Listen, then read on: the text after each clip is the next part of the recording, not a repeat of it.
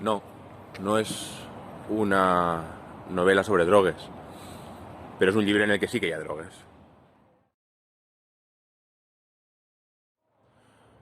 No és una novel·la de discoteques, però és una novel·la sobre persones que en algunes ocasions poden anar a discoteques.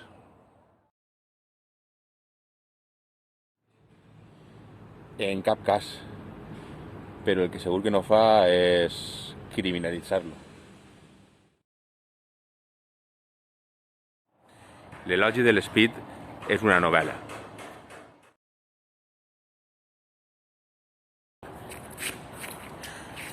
No,